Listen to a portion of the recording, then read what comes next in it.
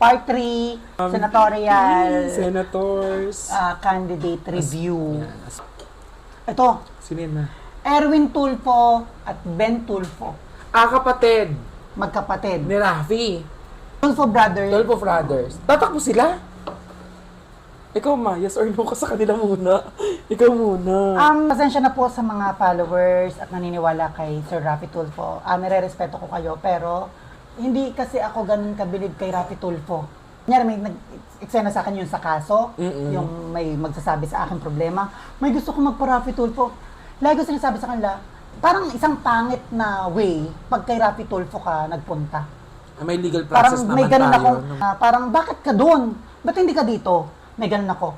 At isa pa, maraming beses na pinatunayan yung programa nila na kung sino ang nagsumbong, doon ka pumapanig.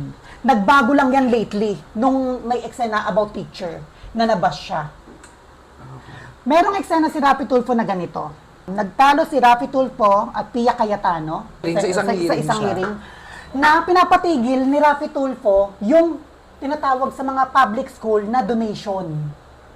Yung mga magulang magdo-donate na hindi puwersahan, pwedeng mag-donate ng ganitong halaga para sa ganitong school. Si Rafi Tulfo, nandun na tayo yung puso niya na ayaw niyang pag-donatein eh. Pero hindi niya nakikita yung ugat. Pag tinignan ni Rafi Tulfo kung nasan yung ugat, sana magamot doon pa lang. 'Di ba? At hindi na magkakaroon ng ambagan sa in the future. Anong nangyari kasi diyan? Kung sakaling nanalo sa pinaglalaban si Rafi Tulfo nung wala nang donation sa schools, yung anak ko 'di ba nag-public? Yeah, nga pala, nag-public, So nakita ko eh. Kapag hindi nagkaroon ng donation, kulang naman ang pinapadala ng gobyerno, walang gagamitin blackboard yung mga bata. Walang gagamitin electric fan yung mga bata.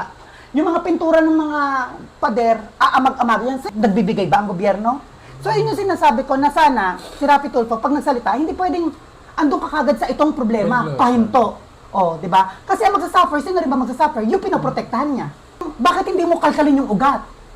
Na dapat mapadalan sila ng ganito, dapat may regular na ganito, dapat may nag-check ng ganito, ano ba mga pangangailangan ng schools, dapat ibigay yung mga ganito. Hindi yun yung sinilip eh. Ang sinilip kagad yun nandun na kagad sa ambagan ng patigil. Yung sumbong ng pag-ambagan. Na ang magsasuffer, yung mga nandun din, na feeling niya pinagtatanggol niya. Diba? So negative sa akin, kulang sa pag-aaral, do feeling kong matalino. Pero it's a no. Mga magkakapatid. Sa 12 Brothers? Oo. Unsure. Kasi hindi ko ma-imagine, ano yung tatlo kayong senator doon? Magkakapatid. Ayoko. Sana isa na lang, sana si Rafi na lang, tinuloy na lang ni Senator Rafi yung kanya. So no, si Rafi unsure. kasi ay nakaupo sa Senado ngayon. Ibig sabihin yung mga nakaupo, hindi pa sila pwedeng tumakbo, ano? Magkakapatid ang pinapatakbo na ngayon. Yung kapatid niya ang pinatakbo niya. Si Ben Tulfo. Tsaka si Erwin. Oo, ata. Hindi ko ako sure. Ibig sabihin, hindi sila magiging tatlo. Pero kung dalawa silang tatakbo yung kapatid niya Magiging dalawa. tatlo sila. Magiging tatlo kayo, mga inay. Ako naman wala sa akin problema yung kung ang bilang, ay kunyari, 4 kayo magkakapatid, nasa Senate kayo. Pero kung lahat kayo matitino, lahat kayo parang tama. Sabi ko kay Rafi Tulfo, may utak, pero matalino, pero may kakulangan. Kaya hindi ako nag-unsure. Bakit no ang sagot ko at hindi unsure? No ako kasi, gaya na sinabi ko kanina, napakataas ng mga tingin ko kapag sobrang talino ng tao. Yung halos Miriam Defensor Santiago.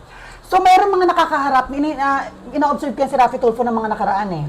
Mahilig siya manggisa sa Senate. Hindi ko nagugustuhan yung mga kung paano siya magsalita Lately? sa mga general, yung mga nakakausap niyang matataas doon. Parang, eto pa lang, iniimbestigahan pa lang, hinuhusgahan mo na kagad magnanakaw. Hinuhusgahan mo na kagad. Napanood ko siya, parang nakakabastos. Paano yung mga taong gumagalang sa taong binabastos mo? Kaya. 'Di ba? May mga time na nababastusan din siya. Kasi nga, nagiging parang iba yung galaw nung ini-interview eh. Kasi nga, may mga taong gumagalang dyan. Paano kunyari mali ka pala sa inuhusgahan mo? Nababastos mo na yung tao. Paano magiging tingin niya sa iba? Diba? Sana marunong ring aralin yung kung paano galangin habang nag-interrogate ka. Ganon.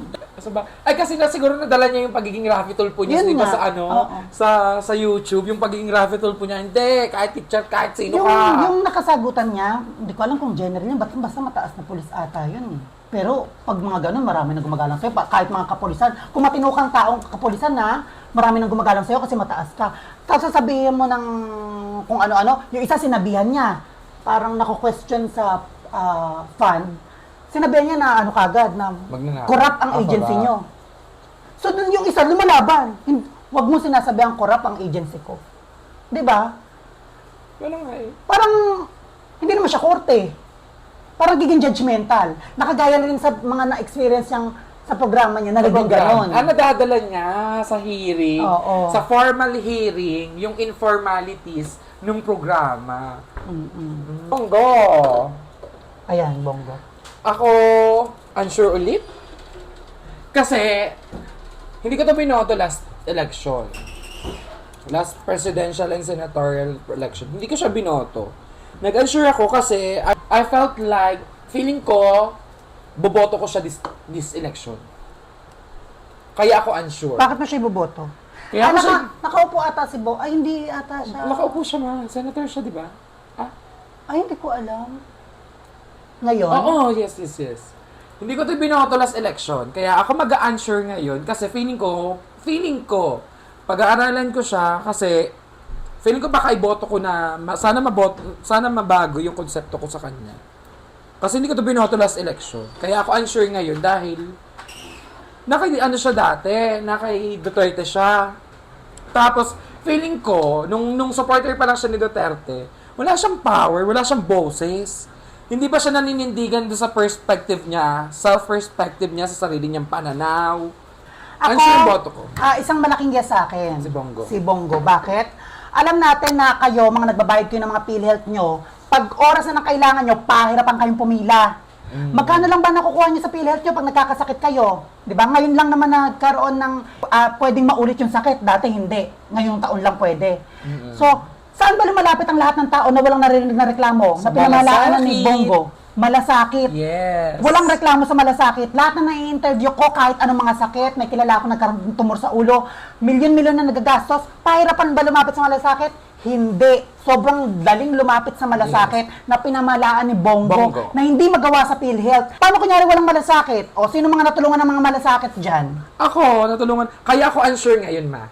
Yung boto ko, kasi last year hindi ko siya binoto. Tapos ngayon, kaya ako unsure kasi nakita ko yung development ni Bongo. Hindi mahirap. Lumapit. Totoo Kasi lang. nasa hospital mismo, Yung parang, ma-confine ka. Pag na-confine ka, yung malasakit mismo, pupunta ka sa information, tapos turo ka merong certain areas ang malasakit doon na fill up ka lang. Oo. Tapos yung papel mo, nandun na sa program ng hospital mismo. Alam mo yun? Zero bill pati. Kaya sabi ko nga, nagkaroon ng malasakit, kaya palang gawin to sa Pilipinas, ba't hindi ginagawa? Zero billing siya, ma. Yung malasakit. Alam mo yung SWA? Hindi, anong swam? Ang SWA, walang malasakit. May SWA na tinatawag, ewan ko kung running pa rin yung SWA na yan ha. Parang sa sweepstakes siya yung parang charity. Oo. Napipila ka. Ang ginagawa ng mga tao dyan, kailangan padungisan. Kasi may rate yan A, B, C, D. Bago ka tulungan, may interview. Sa interview mo, kung gano'n ka kadumi, doon ka pwede mag-zero bill. Doon kayo i-base on. Oo. Sa malasakit, ma-whiff. Tingnan mo, ako ang daming nagawa ni Bongo, pero hindi ko alam lahat. Wala akong alam. Pero para sa akin, yung malasakit pa lang isang malaking ano na para siya. nga sa akin, kung wala man nagawa, pero kanya yung malasakit, siya na malaka doon. Sobrang napakalang check. Grabe ang kalusugan kapag yan ang umatake. Magkano gastos ng bawat tao dyan?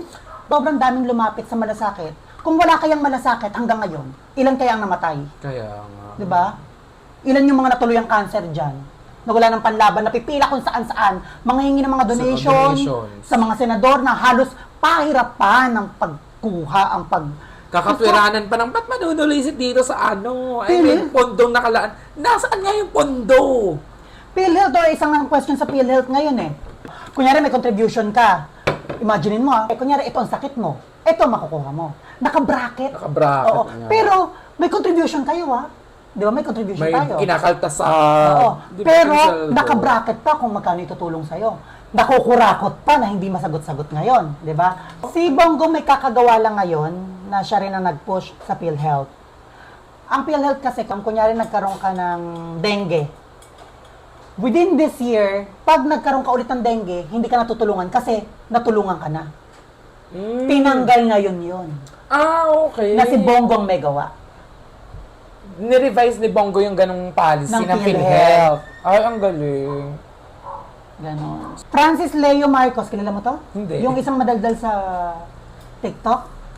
Search natin. Hindi ako fan ng TikTok. Ano siya, anti-Duterte, pero feeling ko, maka-Marcos. Pero madaldal.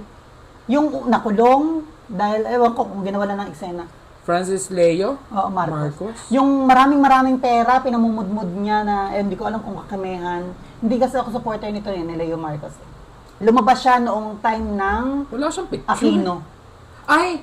Okay. Okay. Mayaman challenge. Oo, yan. So, it's a no sa akin si Leo Marcos. Ako The way din. kung paano siya magsalita, may pagkabastos, hindi siya nakakamatalino. Tapos, feeling ko parang puro yaman na lang, puro yabang na lang. Hindi yan pwede sa Kongreso. Tsaka kahit gaano karami ang pera niyan, hindi niya yan ibibigay lahat. Di ba? At kung sobrang yaman niya, bakit siya magtayo ng organisasyon na siya ang head? Di ba? O kung meron man, bakit hindi mo na lang palawakin? Bakit kailangan mo pa nandun ka sa senador? Ba't nasa Senate ka pa? Ano magagawa mo sa Senate? No. May mga ano pati siya, may child trafficking charges siya. Siya rin ay arrested ng NBI violating revised optometry law of 1995 by distributing eyeglasses for his eye care program allegedly without sanction of the Philippine Association of Optometria. Nagkusang loob naman siya dyan, pero may Bawal ito siya, muna. ma.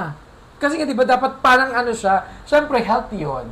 Parang Kailangan, kailangan- walang permit. In short, parang hindi niya hininga ng permit. Ako naman, yung kunyari yung mga nakulong, katulad Bong Revilla, Jingo siya, Estrada. Jingo Estrada siya, sino yan? Si Leo Marcos, Leo yung mga Marcos. kaso, Pastor Kibuloy, di ba yung may kasong ganito. Hindi, totoo lang talaga ngayon, ewan ko kung napalawak na isip ko, hindi ako naniniwala sa kanila kasi may chance 50-50 na ginawa lang yun kasi namayagpag ka at may boses ka. Kaya pinagtulungan ka ng mga nasa paligid mo para siraan ka. So, yung mga sinasabing kaso-kaso, yung minsan, halos karamihan dyan, paninira lang.